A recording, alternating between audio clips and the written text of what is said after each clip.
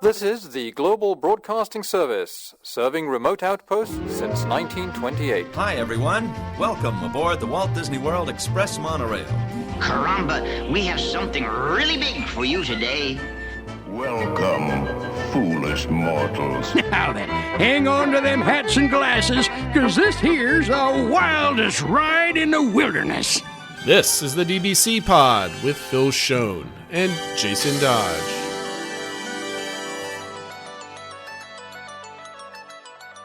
Hey everyone, welcome to this week's pod. This is a show for the week of May 29th, 2023. And this week we ask, are the parks really empty? We also talk about dining plan predictions because we should be getting some more info this week for 2024 pricing. We give out some tips and tricks for planning some busy holiday weekends. But first, we're going to go over some very light news for the week, Phil, because I think everybody's getting ready for the summer. And so nothing much was happening. Yeah, there wasn't too much news going on. So that's one reason we're going to get into some of our kind of predictions and rumors about a few things. But one thing that did happen is, as we all know, a Rock and Roller Coaster had been down for maintenance, for some refurb. It led to a lot of speculation as to what would happen. You know, would it be rethemed to Queen or something else? Well, it soft opened this past week. Didn't have Genie Plus or anything like that. It was just, opening up and people could ride when it was open. And the big change is that there was no change. So It is still Aerosmith. It is still kind of the same ride, just kind of fixed up and refurbished and stuff like that. It then did actually close for another day or something. I don't know if it was just they found some stuff they wanted to tweak or what happened. But if you are there and you were pleasantly surprised that a ride you thought wouldn't be open for your trip was actually open, and it seemed it was a ride people have been anxious for, that it did actually carry some decent wait times and stuff like that. But I think it's always a pleasant surprise when something opens earlier than expected. Obviously, there's no pictures of what's going on, but I think the biggest change was like the Block Mickey reported that the paint is more vibrant, as they put it, inside. So as you're going upside down and getting rushed through, maybe you notice some more details as you're going through it. But it's nice to see that they're putting some attention to it, and I can't wait till we get a little bit more reports on maybe what has changed or what details are different. Yeah, I know. I did see one report that like one poster wasn't there that used to be there. There's just like a blank spot on a wall. So these vloggers are definitely, they notice every little They're detail. combing through everything. Yeah, trying to find something new. Like we said, a slow week. But one other kind of interesting fact was, obviously the big story from last week was about Disney announcing that the Galactic Star Cruiser was going to close, having its last cruise this September. They did pause bookings so that people who already had booked for trips after that closing date, they could kind of reshuffle them into summer cruises and stuff like that. They then reopened the bookings, and they have all sold out for now. So I want to point out one thing, that they had all these bookings, quote unquote, that it didn't take them that time to reschedule a lot of them for reopening the bookings. Yeah. Right. So that was a pretty quick turnaround, I thought. So, I mean, obviously it's interesting that they sold out, but I think, what that was a lot of the super fans that have maybe gone once or twice already wanting to get one last cruise in. Some people that I think were, and I saw somebody on WW Magic talk about this way, that they definitely always wanted to go, but they were waiting for their kids to get a little bit older. Yep. Now they don't have that privilege of waiting a year or two, so they've decided to book now. So kind of people that were maybe on the fence decided to pull the trigger and stuff like that. So I don't think this is a sign that, they were wrong, the demand is there or whatever. It was kind of just just now that it's a limited time engagement, that sort of is what it is. It's kind of like you hear about Broadway shows selling out their last couple appearances or shows because it's the last time they'll be able to see them, type of thing. And this will tie in well to our DBC engagement topic for this week, which is where we talk about, well, for those of you that didn't go on the Galactic Star Cruiser, what type of, what price point would it need to be at, or what adjustments would need to be made for it to appeal to you. So we'll get to that in a little bit more. These daily reports can finally be ended. We finally made it, everyone. But the last piece of 50th anniversary decoration on Cinderella Castle has been removed. So we can all move on with our lives now. And I guess, thank God, I guess focus on every little construction update for Tiana's Bayou Adventure or something like that. But, I think a lot of people are focused on this because the 50th was promised to be such a big thing, sort of was also almost a sign of recent failings of Disney, how they handled the pandemic versus other areas, other companies.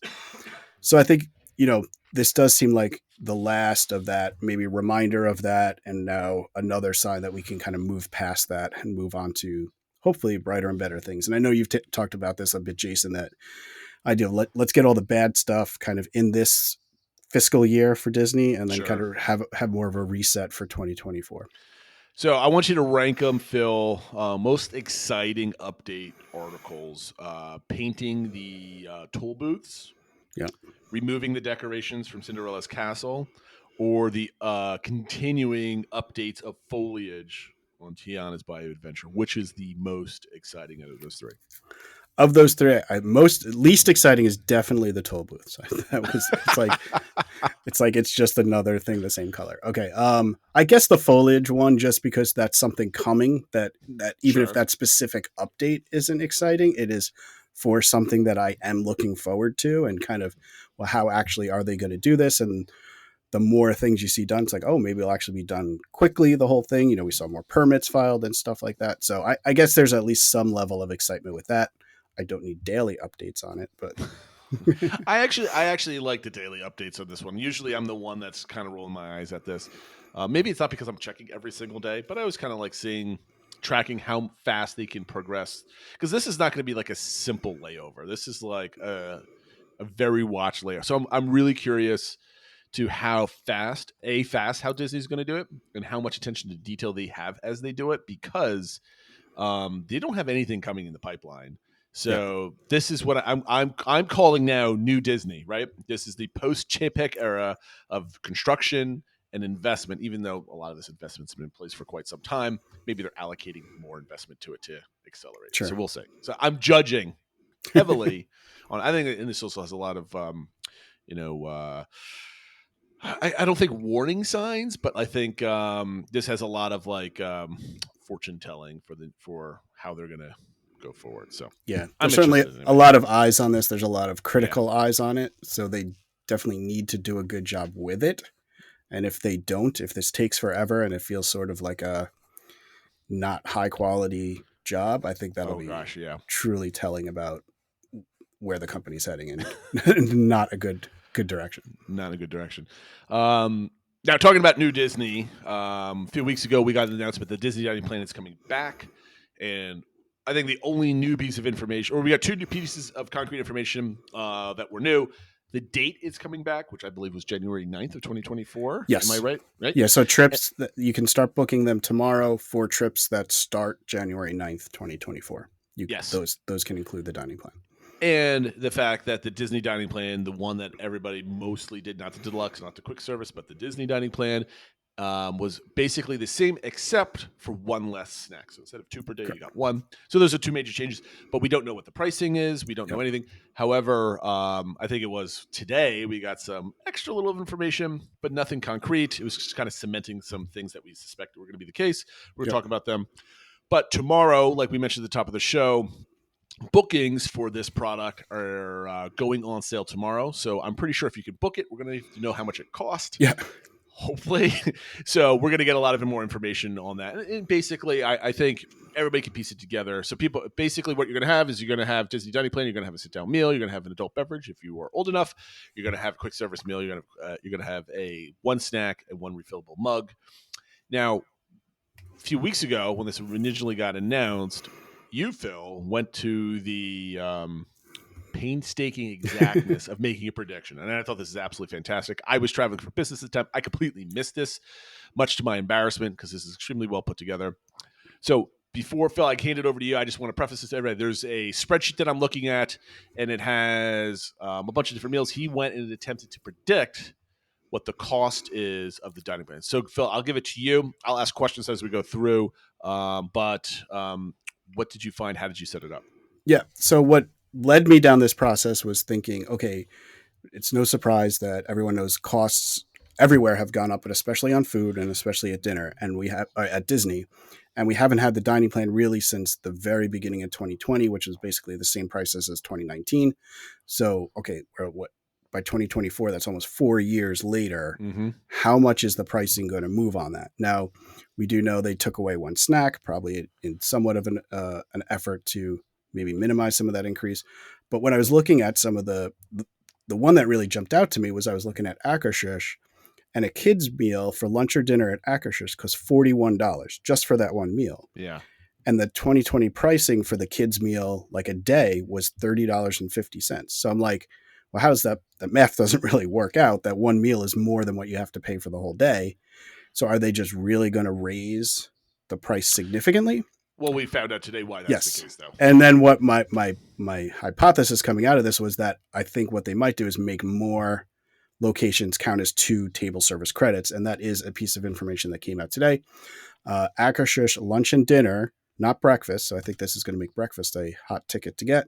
And also Storybook Dining at Artist Point are going to join Be Our Guest and Cinderella's Royal Table as character meals that cost 2 credits instead of just 1. This makes, to me, I mean, let's pause here for a second. This makes sense to me because I took advantage of Akershus having 1 table service credit our last dining plan trip, which is in 2019. Yep. High value for that. So I suspect now there are going to be character meals that you can do, but they're going to be the likes of Chef Mickey's, Crystal Palace, I believe Tusker House. Tusker House still. Yep, that's still one. And Hollywood and Vine in Hollywood Studios. And there's a couple other ones, but I think those are the main ones that everybody kind of. Yep. So now, is Sebastian's a character meal for breakfast anymore? And what about? Well, that would have been. I think you mean Bon Voyage. Excuse me. That used to. That hasn't come back yet. As so that character meal is not there. I guess there's still Garden Grill.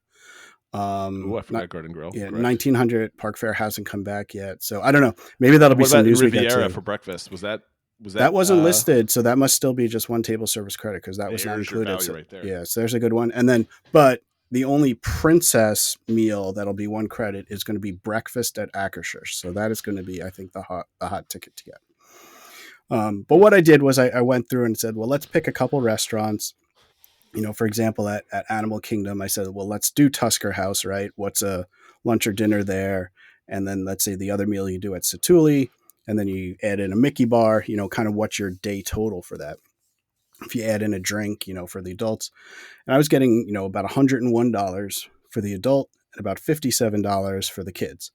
So that's still quite a bit more than the expiring plan, which was $78 for adults. This is for the regular Disney dining plan, and $30.50 for kids. Now, there are obviously, that's a fairly expensive options. You know, I did Hollywood Studios. If you eat at, say, Sci-Fi and you get, you know, kind of regular things on the menu and then Woody's Lunchbox, I was coming out to still about $72 for adults and about $37 for kids. So even kind of just picking middle of the road places, it gets pricey quite a bit. So I was trying to predict where they're going to come to with pricing for this. I don't think they're going to go crazy because I think that's one reason why they dropped the 1 snack. I think that's one reason they're making a few places 2 table service credits. So I know what part of the advertisement said you can save up to 20% off kids. So if I take, say, that high-end Animal Kingdom day, the kids was around $57, 27% off of that brings it to about $46. So you're still looking at over $40 maybe for kids. I that's a big jump to go from like 30 to 45 or something for kids. I think they still might it'll still be a value, I guess, for people who have kids. My prediction at the end of the day, I think it's going to come to about $89 for adults and about $36 for kids, because $89 is still more than kind of a lot of options you could do as an adult. But, you know, some savings if you're doing character meals and stuff like that. But it's more money, but it's not, I don't know. I just feel like if they start going like $100, $45 for kids, it's really going to scare people off. And I think they're trying to turn around some of that negativity that there is kind of in the air around Disney. So we have a lot of things baked in to going to Disney. And I think we're going to talk about this in our first segment of like, are the parks empty and why, that type of thing. And a lot of that has to do with cost, right? Yep. So ignoring that conversation for now, they're not going to lower the tickets in the hotels. They're not going to lower the price of tickets. Did I say lower the tickets of hotels? Did I actually say that? Lower the price of hotels, lower the price of tickets, lower the price of food. They're going to offer plenty of discounts and, you know, promotional things, but they're not that base value. They're never going to lower, right? Yep. The cash for Genie Plus in individual lightning lanes, that's just free money to them, and they're not going to take that off the bottom line, at least not anytime soon. They might slowly start pegging that down, so it looks like it's getting cheaper without announcing price cuts. And Disney has announced they're going to like tweak how how Genie Plus works and stuff like that. So maybe there might be. See. Who knows? Yep. More value for your money, hopefully. Exactly. That's the case, because they did talk about that vaguely. But my point is, they're reintroducing a Disney dining plan. It's less of, right? So a good prediction, I think, if I'm going to go full optimist, I'm going to say it's either going to be the same cost or less. So they can get at least the talking point that things are cheaper or less expensive or have a better value going forward, right? This is a new thing, right? They're not slashing prices to make the value of the thing cheaper. They're offering something that actually might have value to guests coming back, right? That might boost costs. It'll help them offer quote unquote free dining. So when you get free dining and you're staying at a moderate, you're not getting the quick service that has to be upgraded. Maybe again, there's a lot of different ways they could play this to entice guests to come back. I mean, if I'm being a realist, I think your predictions are probably right. $10 more expensive on the adults, $6-ish more on the kids. I think that's probably makes more sense. But I think Disney has an opportunity here to kind of start changing the trajectory of what people are talking about, how it's so expensive. Yeah. They're always raising their prices. So I think this is a good opportunity for them.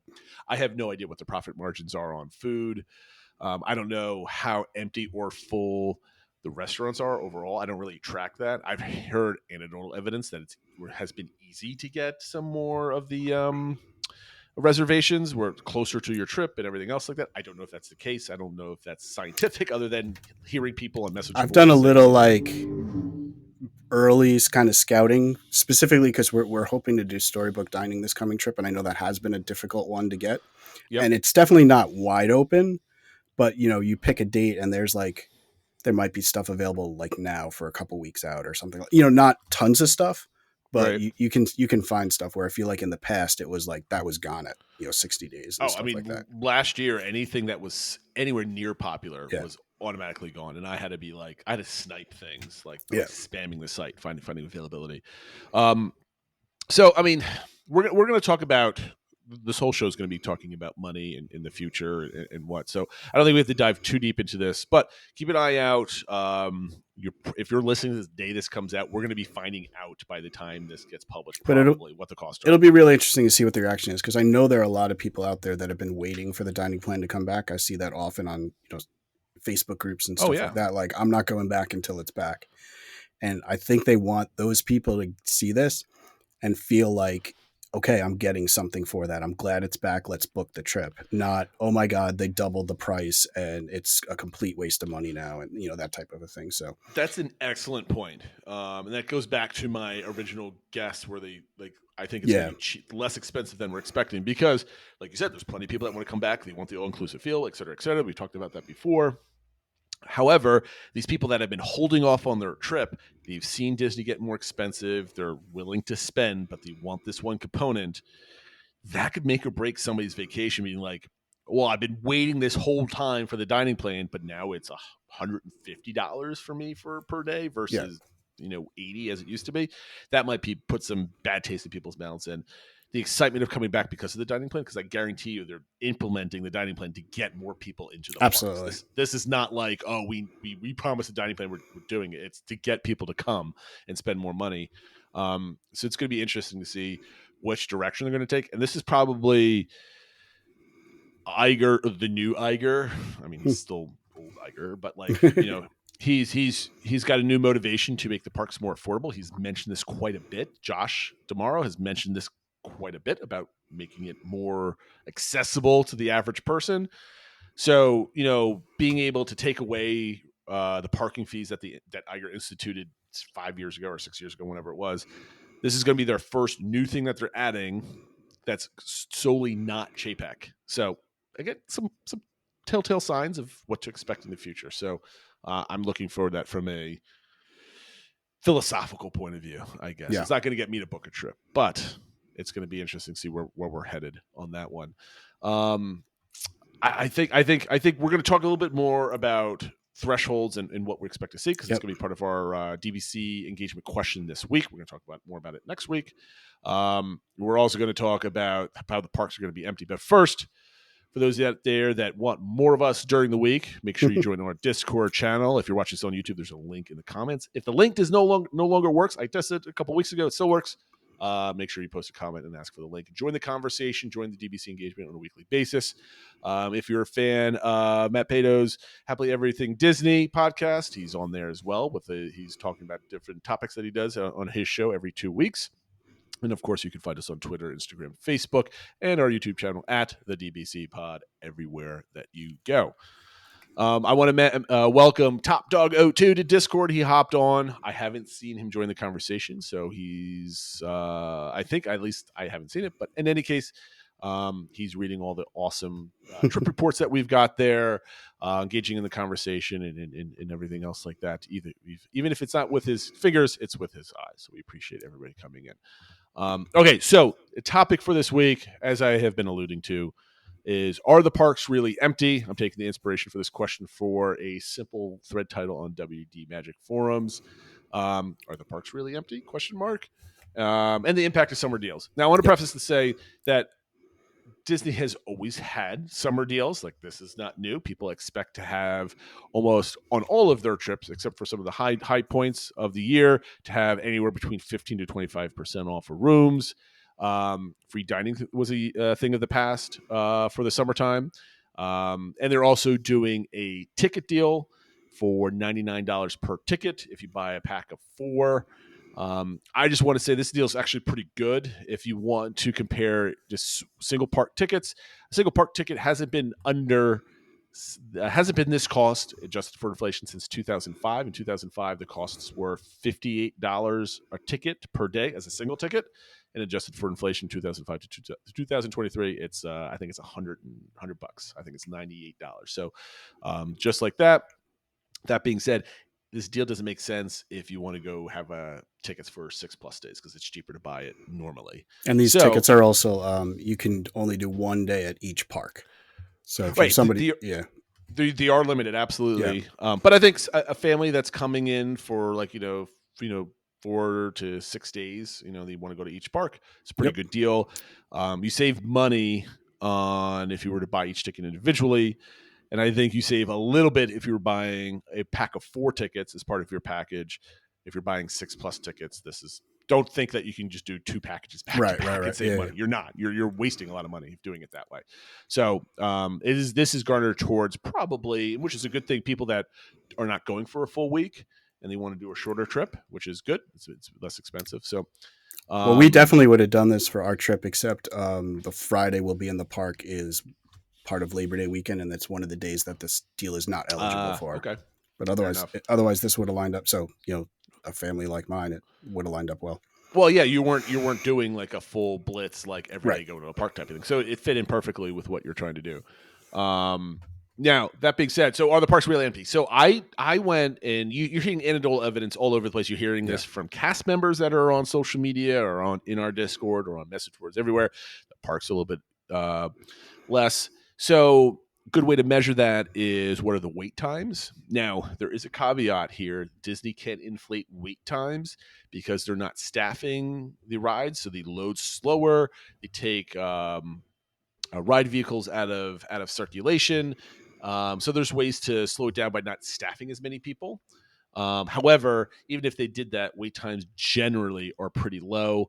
I think they are, compared to like a month ago, I think they're down like 20%. I think the roll data had, it was 20 and change. It was like 23 point something. I mean, that was a couple days ago, right? So, the holiday weekends, the wait times are pretty low also.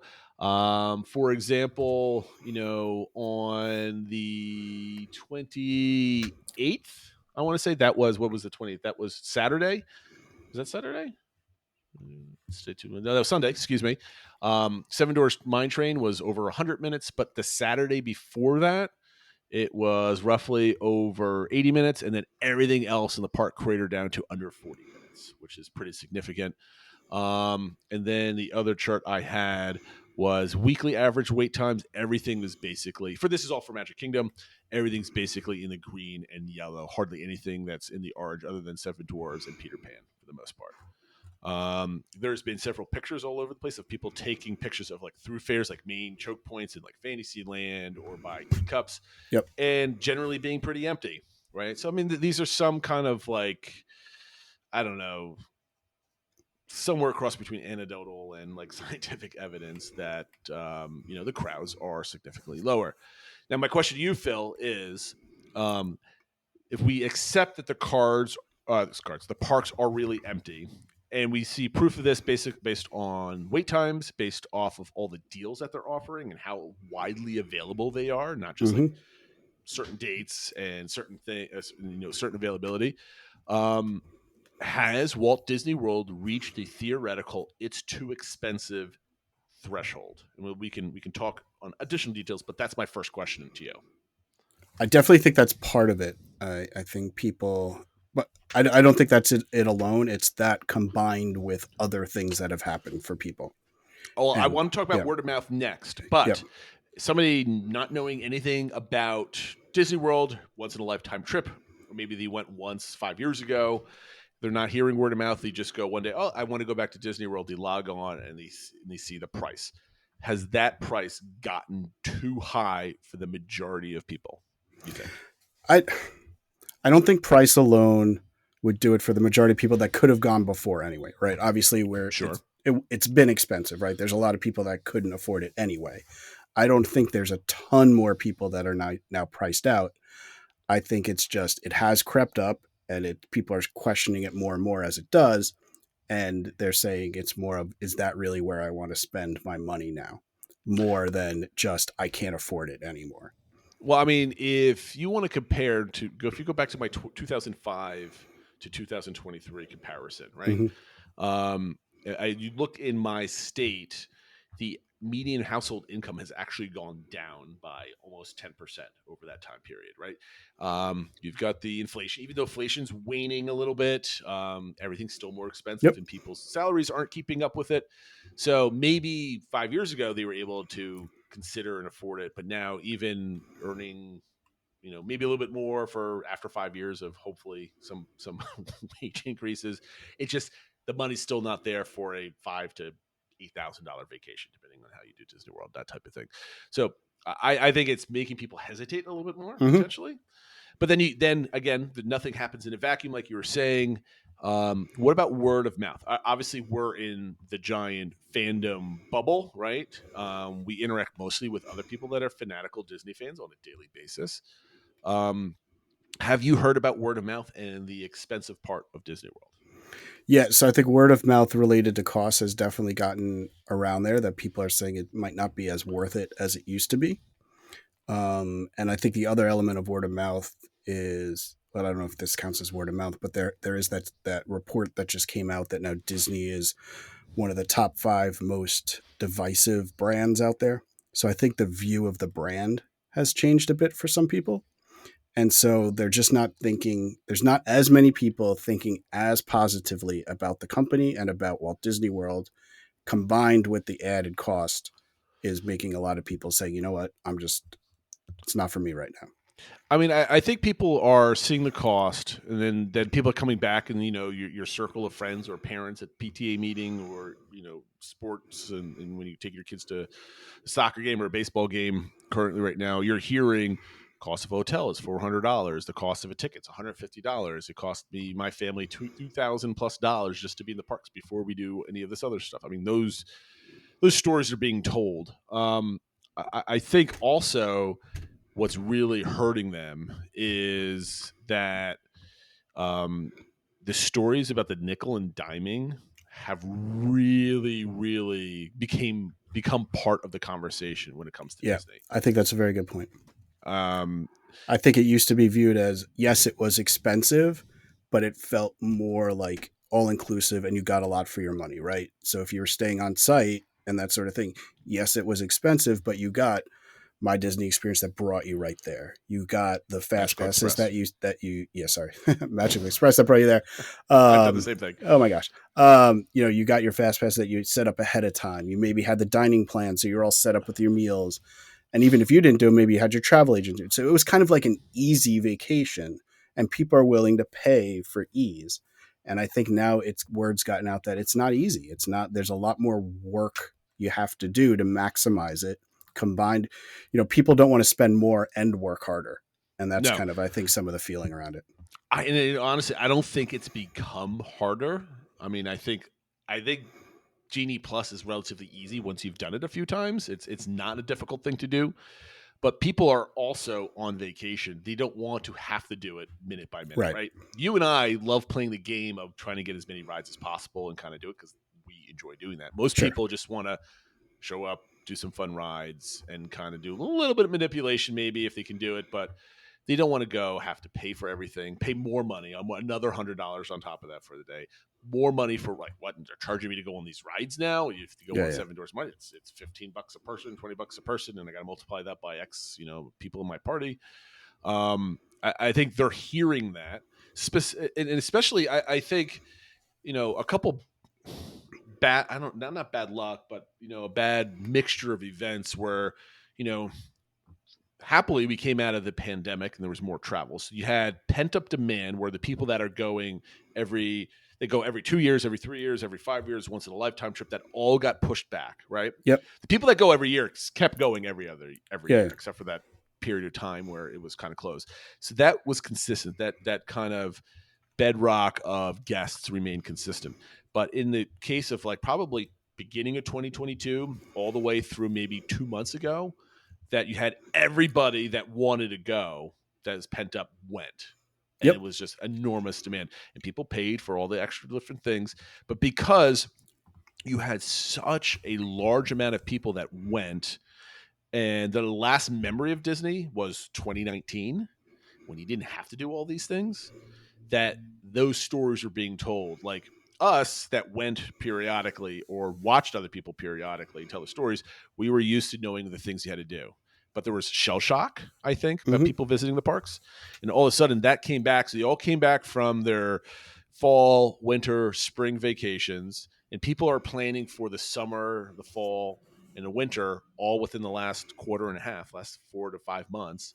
All of a sudden hearing these stories from other people going, maybe we should go to a national park instead of Disney World, or go to the beach, or anything else that's just easy, because they don't want to have to pay for it. Or they went 2 years ago for, in 2022 or the end of 2022, beginning of 2021, somewhere in that time period, and 2024 or the end of this year was their every other year time again. They're like, maybe not this time, because they experienced it. I think anyway, just part of it that you mentioned, though, people couldn't go for a couple of years. So you had those people that would have been their year to go. They pushed it off. So even if they had a good time when they came back in 2022, they're not, quote unquote, scheduled to go again until 2024 or 2025, right? So you kind of pushed all that back. So even I think maybe your point about the negativity seeping in might be part of it, but even people who enjoyed it, it's like, all right, I only go every couple of years. I need to save for a few years. And added onto it, I guess there's Tron that's new, and maybe bringing back Happily. There's not like a ton of new things that if I went in 2022, if I wasn't going to come back every year anyway, what's the draw for me to make an extra special trip now? Obviously, then combined with the pricing and stuff too. So some of it, I definitely think Disney has some control over it, and some of it is just timing, and it is what it is. And combine that with the typical slowdown of the summer. It's been trending this way anyway. But absolutely. Even leading up to before the pandemic, the summer was slowing down, and you were seeing much more activity in the fall and winter. I keep seeing reports that there's a 10 to 20% drop in slowness, I guess.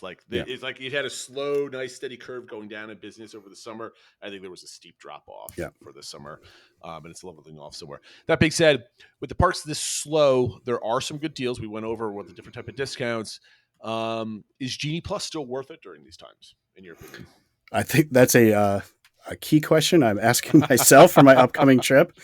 And the more and more I see these reports, and obviously I'll keep watching it. And one of the nice things about Genie Plus currently is you don't have to decide until the day of.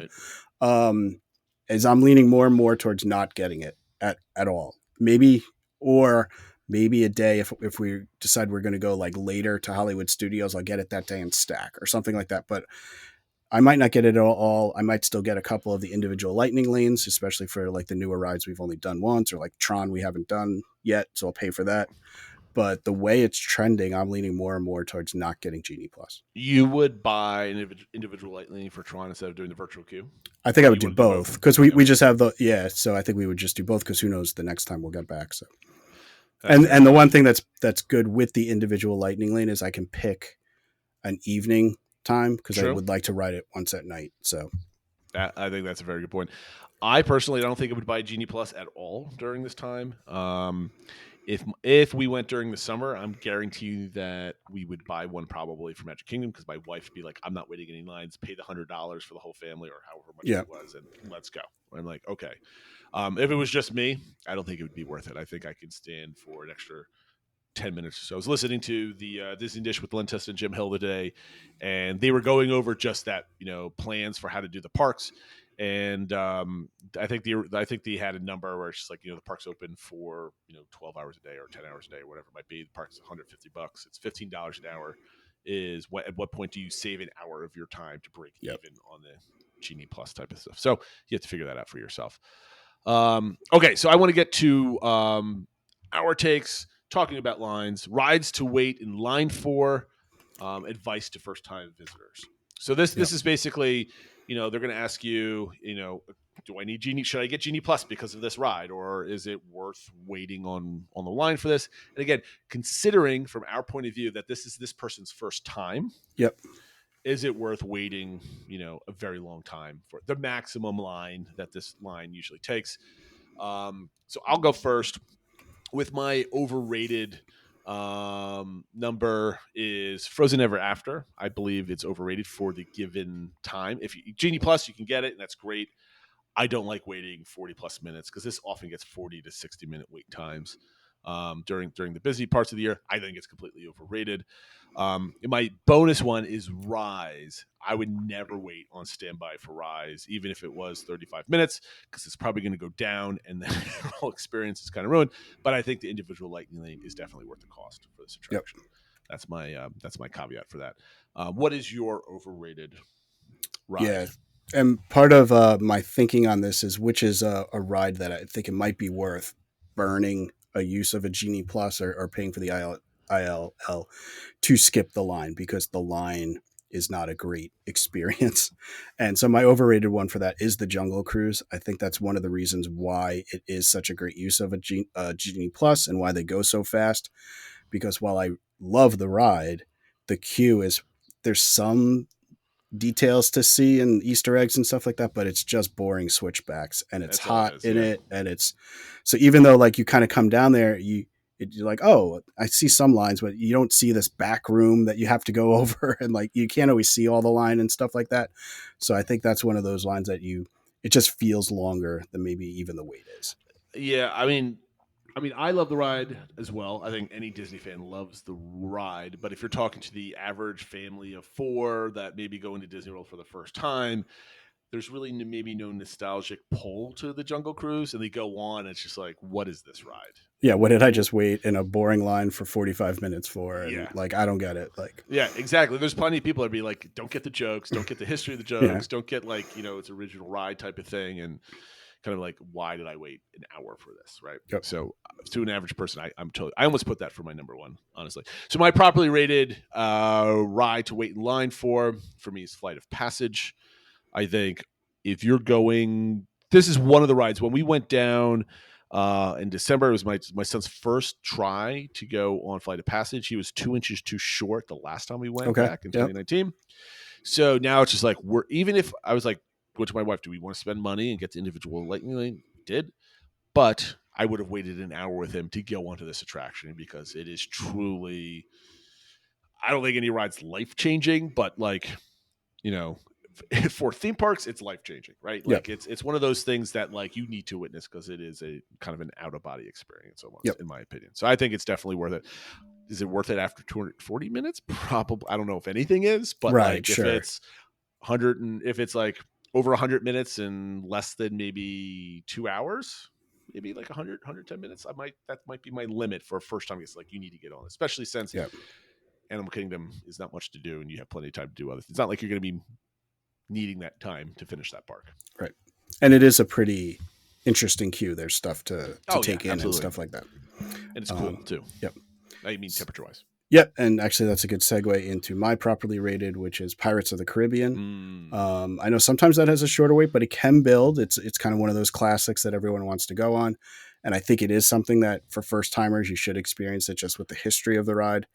And one of the reasons I think it's kind of worth it to wait, say, 40 minutes on that ride versus 40 minutes for Jungle Cruise or Haunted Mansion is because most of the queue is indoors. So when it's hot out, it's a nice break from that, and you get all the classic music. And it's I don't know if eerie is the right word, but it sets the tone for the ride. The queue does. So I think it kind of adds to the experience. So I think that, and that's how I think most people view it. I don't think people are going to wait 2 hours for it or something like that, but people are willing to, the queue's not so bad. It's cool. Temperature wise, it kind of builds for the ride. If it's 30 minutes, 40 minutes, we'll just do it. No big deal. I mean, it's my favorite ride on property. And so I'm biased on this. So, I mean, I agree with you. My underrated take is, I don't know if this counts, but it's Enchanted Tales with Belle. I've done it a few times. I haven't done it since 2019. I just think it's an amazing experience, and people don't talk about it. It's tucked away kind of in the corner a little bit. So it's not like a marquee attraction that has this big outside type of thing. It's kind of hidden behind the switchback lines to kind of go in the side building. Without any spoilers, like the entrance into the attraction, like once you're inside the building and you're waiting for the next group to go in, is really great. The effects and the storytelling and the characters and all the involvement is absolutely phenomenal. I wish they had more of these experiences at every single parks. I think it's, while it's probably expensive to operate just because you need cast members to kind of walk you through it, it's an acting experience, I guess. And I don't know how much of a people eater it is, but like if they can do these for each one, that's what I thought like Mary Poppins was going to be, something similar to this. But I think they should do it with Star Wars characters. I think they should do it with like Mickey Minnie characters telling story. It's almost like that, like with the entrance to Mickey Minnie's Runaway Railway, kind of similar to that.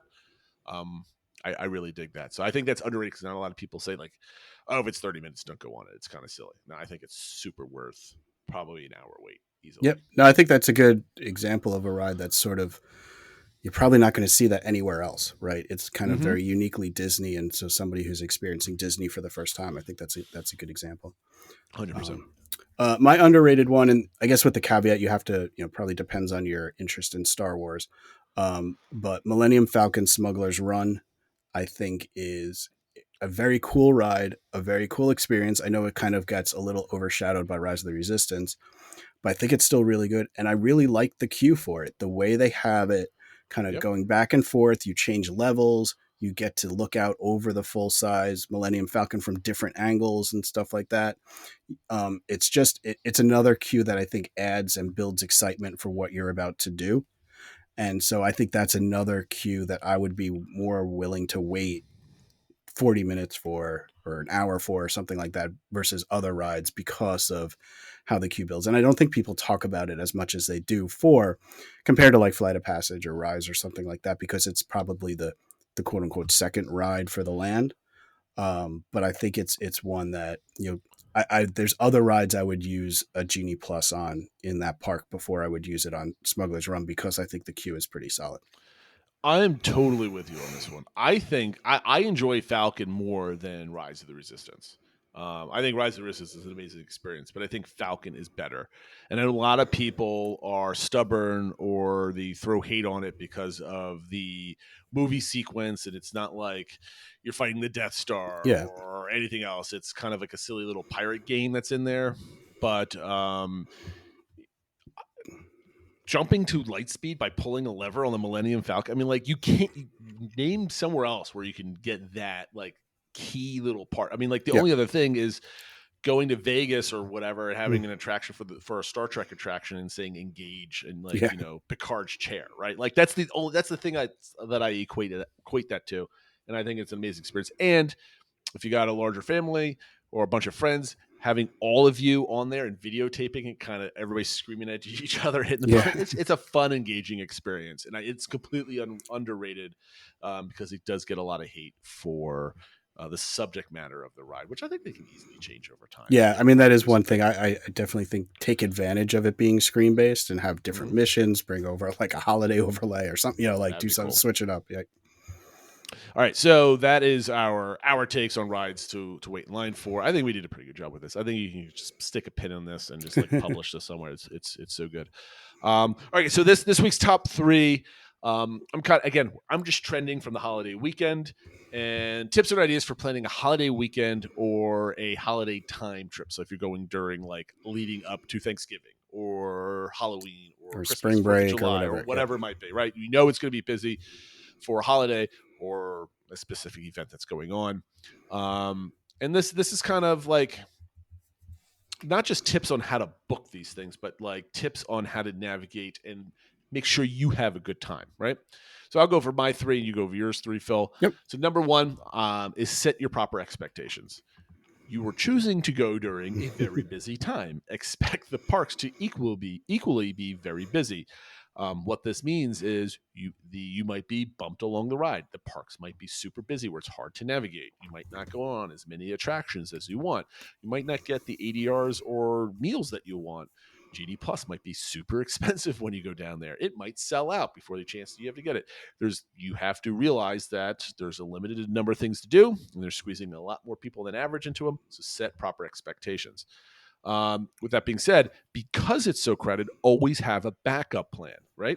So be able to build flexibility into your travel with reservations going away for next year or with the tickets packages that they're selling now with the 4 tickets.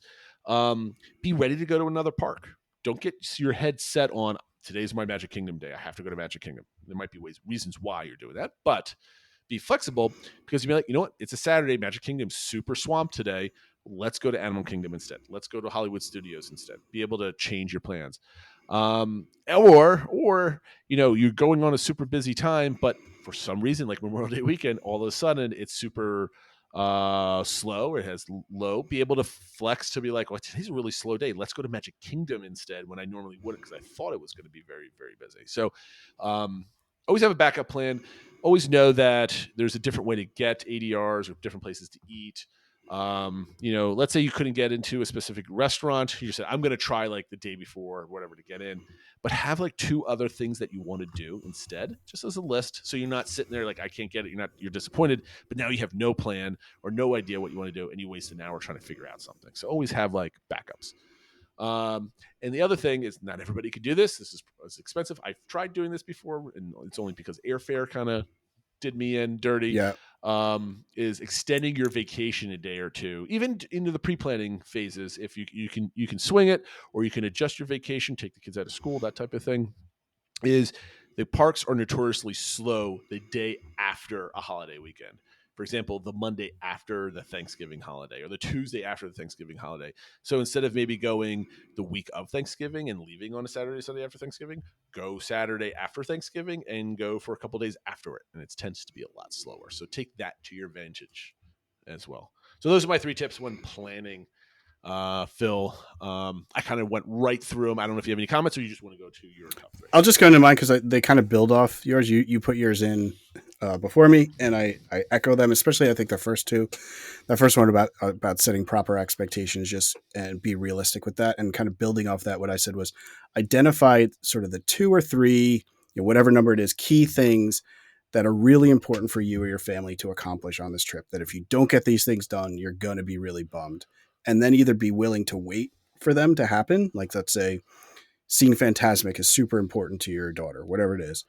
Get there early, like earlier than you think you have to, just to make sure it happens, or be willing to pay extra to have it, whether it's, paying for an individual lightning lane or whatever. You can't do it for everything, but at least try to, maybe everybody gets to pick one thing in the family, whatever it is, but, kind of make those priorities. I want to throw this in here because Phil does this. It does an excellent job of this. And he's told these stories around his trip planning. He talked a lot about this in his December trip. He goes to his whole family. What is the one thing you want to do? Right. And he puts that into his planning. And I think that's extremely important. I think my wife hates planning trips. Like she's like, it doesn't matter to her until like it's like 5 days from now. Then she gets excited about it. But 2 months when I'm planning everything, we could do whatever. And then it's the day before, why are we going to Magic Kingdom tomorrow? Can we go somewhere else? No, we had reservations for the last 6 months. We're going to Magic Kingdom tomorrow. We can't change. But no, that's a very good point. Sorry for interrupting. Yep. This one, I was trying not to do too many things that take money, but I said, if you can afford it, add the park hopper and add Genie Plus, knowing that you can stack for your second park. You know, when we went in December, it was fairly crowded. We had only 3 park days. We did this. We got a lot done. That combination of Genie Plus and park hopping can really create some efficiencies if what your goal is to get on a lot of attractions. Yep. So again, it sucks that it costs more. You have to pay for park hopping. You have to pay for that. But if getting, you don't have a ton of time and doing a lot of attractions is something you want to do, it might be worth, sacrificing a table service meal or something like that to pay for this. 100%. And then speaking of dining, I said, be strategic with your dining. And this kind of comes down to the family and what you want to accomplish. But if you are kind of unlimited on time, be aware that table service meals can take a decent amount of time. They could take 2+ hours. Do you really want to sacrifice 2 hours of your park time for that table service meal? Now, on the flip side, especially if you're going during a hot time, having that couple hour break in the middle of the day can be nice. And it can kind of essential. So I know for you, like you use them strategically that way. So whatever it is you want to accomplish, how your family is, just be strategic with your dining. Don't think like, oh, we're down there, we got to book 3 table service meals every day, or, oh, I don't want to buy any table service meals. Well, maybe having a couple in there as almost like mini break times could be helpful. There are some people on Discord that are like, I will never do the dining plan. I hate dining. I only pick up to 3 times in my 10-day trip where we go have to sit down meals. And people are very ornery about that. You don't have to do table service credits for this to work. There's a lot of quick service restaurants where you can go, like Satu'li's Canteen. Like, it has really cool atmosphere. It's outdoors, but it's still cool. And you can just kind of relax for like a good solid hour. Or you could do a break to a resort, go. Yep. Magic Kingdom can be a long day. Take the monorail over and go to the, Captain Cook's at the Polynesian or something like that. It doesn't have to be a lot of money, but just when you're thinking about how you're going to dine, think about it strategically within your day, how it's going to impact your day. Yeah. We talked about this on our trip reports. Magic Kingdom, it can be in burnout mode in the middle of the day when everybody's either hopping to it or just getting ready to leave or just getting there because they're late risers on vacation.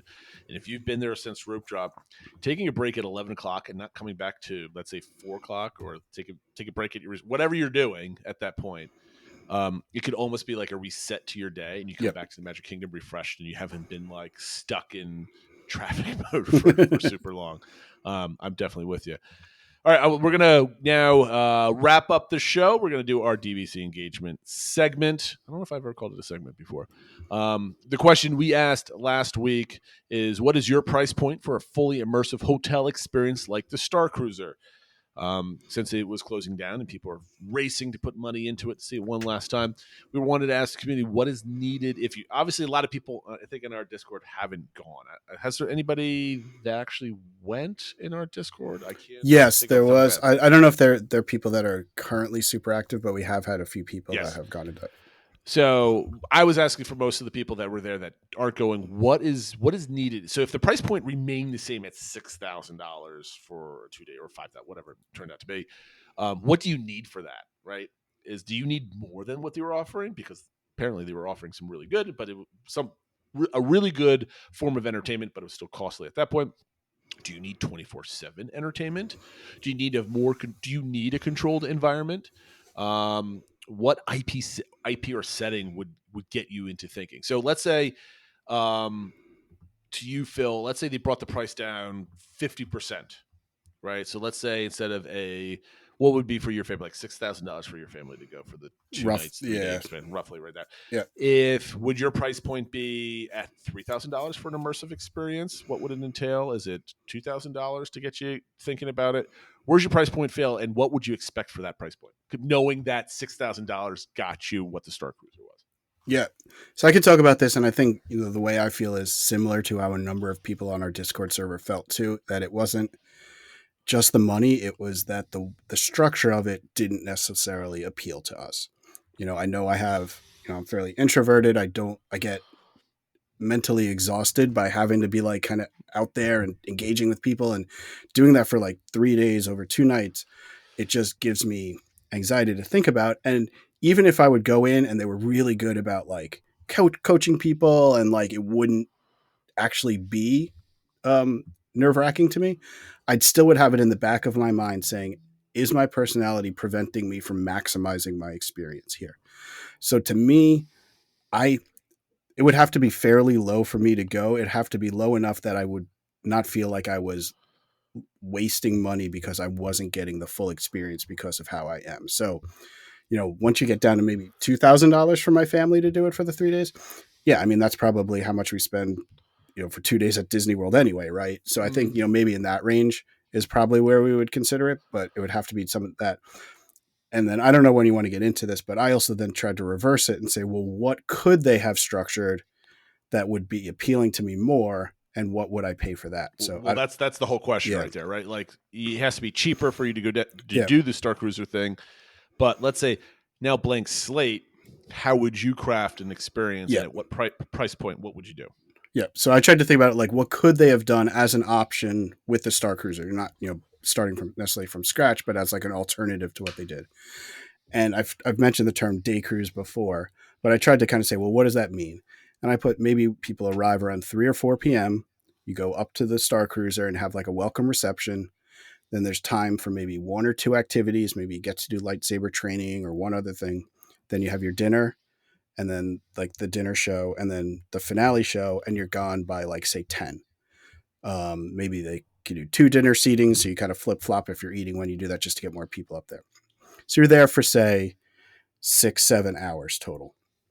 And so I said, well, because that would something that would appeal to me. There could be some of those interactive elements, but I could do that for a couple hours. That sounds fun. I get to see it. I get to check out the ship, maybe hang in the bar for a little bit. Like, that's what interested me about this. And then I said, well, what would Disney charge for that? I kind of compared it to the cost of doing a holiday party plus a table service dinner. Okay. So I know the Halloween party this year is between $109 and $199. I know for my family, when we're going, it's at the low end of that. We're spending about $650 total for my family to do the Halloween party.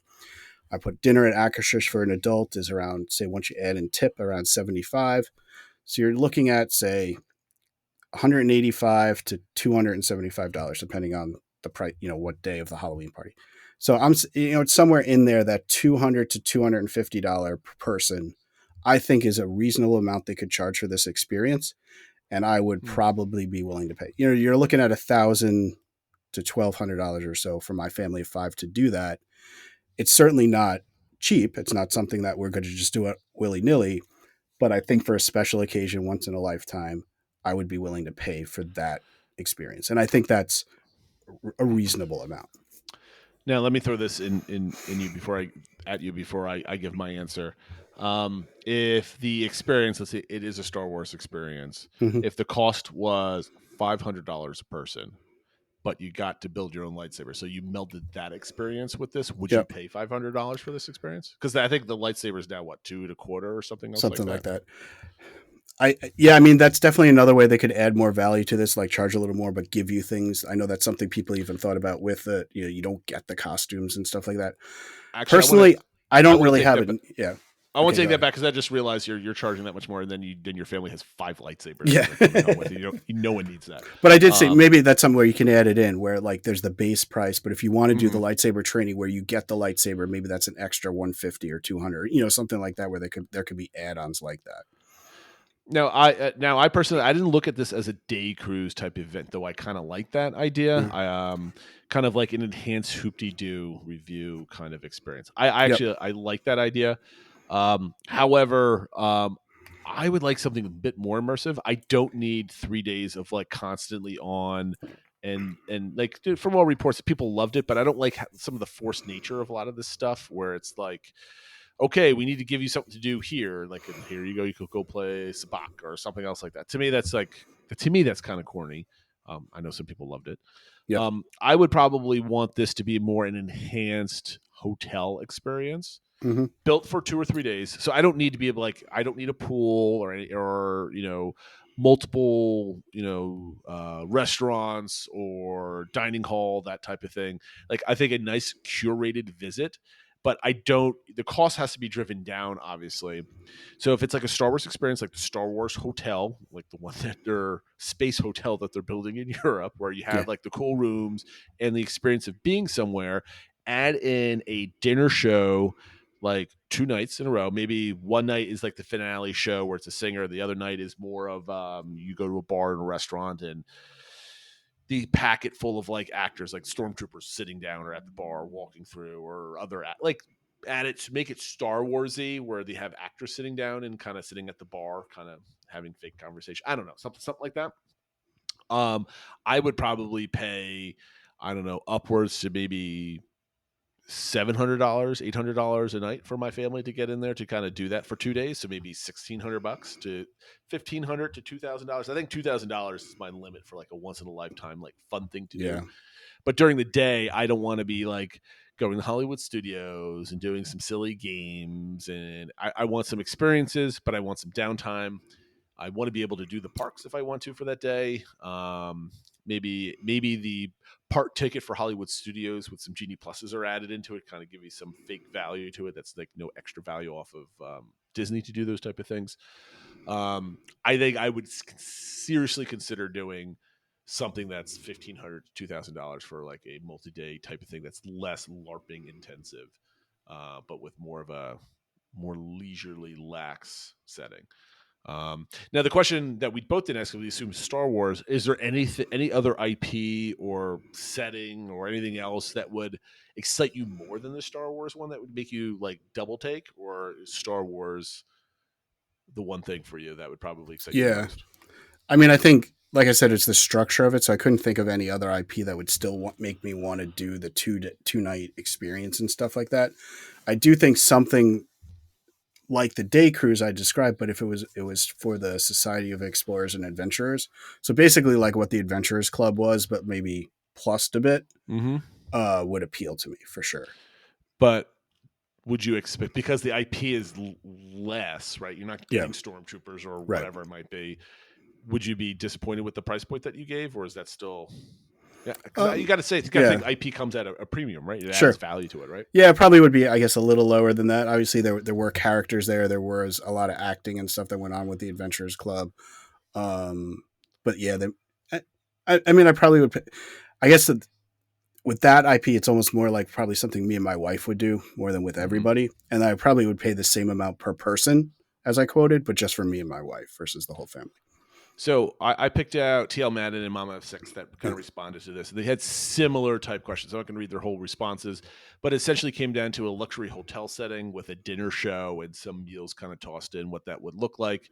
And they're thinking, probably somewhere to around $500 to $800 a night, depending on the level of, luxury, I guess, that comes along with that, whether it's a dinner or a dinner with a show or what kind of level of that. However, the price point was too high for Star Cruiser for everybody.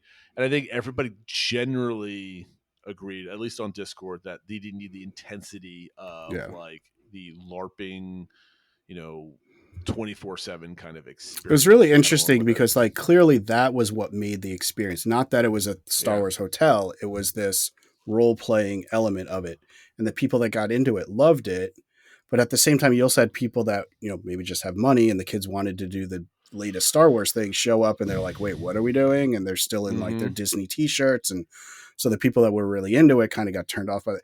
Like it's sort of like they tried to make it more appealing, but that kind of made it less appealing to the people that were really into it. And I think for, they've definitely talked when this closed that they're going to take what they've learned from this, but apply it to things that would appeal to more people.